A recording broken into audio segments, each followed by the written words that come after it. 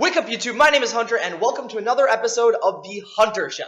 So Juice, I saw your last episode and you mentioned an interesting point. You mentioned that a lot of Pokemon that are used in Pokespot are considered Ubers in standard 6v6.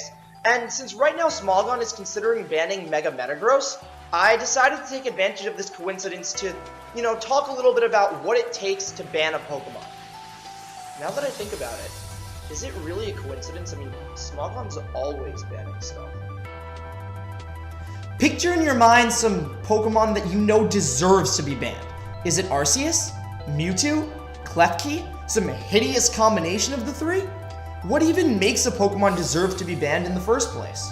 So now the first thing about bans that you really have to understand is we don't care what the Pokemon is. This is critical and a lot of people tend to misunderstand this. Regigigas is a giant legendary golem that forms continents, but it isn't banned. It actually sucks. Like, really, really bad.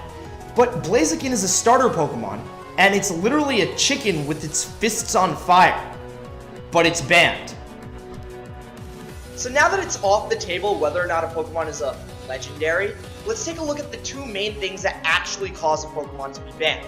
The first is that Pokemon makes the game more random, and the second is that Pokemon over-centralizes the metagame. We'll start with the first one, randomness, because it's the easiest to explain and the easiest to understand.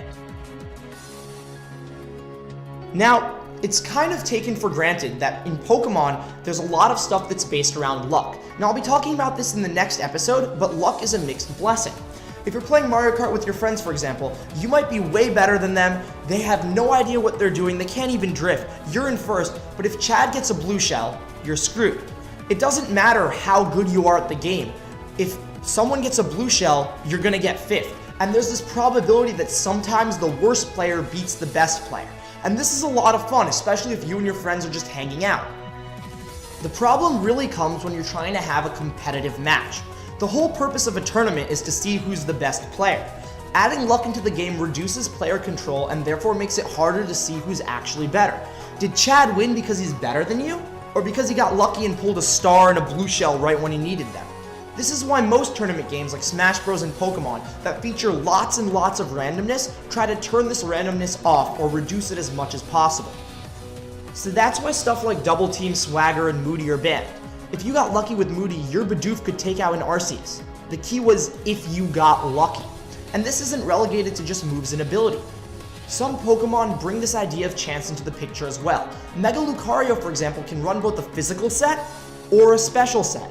Both are very destructive and both can be countered. The difference is that Pokemon that counter the physical set lose to the special set, and vice versa. This means if you're playing against someone with a Mega Lucario, you have to guess before the game starts whether you think Lucario is physical or special. If you guess physical and 10 turns later, poof, Lucario turns out to be special, you just lost right then and there because you took a wrong guess. If you got lucky and guessed right, you would have won. If you got lucky. So that's randomness, and that's the easier concept to understand just because I feel every person has had a battle where they got paralyzed just at the wrong time, or they hit themselves in confusion 10 times in a row. The second concept, over-centralization, is a little bit harder to explain, but I'll try my best. Basically, the Pokemon community has agreed that they want diversity in the metagame. We don't want every single battle to have the same Pokemon with the same moves. That means if there's a Pokemon that's on pretty much every single team, we see that as a problem. Those of you who saw the Mega-Rayquaza video, hint hint, watch the Mega-Rayquaza video, might remember that this was a problem. Every match came down to Mega-Rayquaza because in Ubers, 70% of teams had a Mega-Rayquaza. Over-centralization can also be extended to not just Pokemon, but playstyles. Remember back in Gen 5 when Deoxys Speed Form was running around?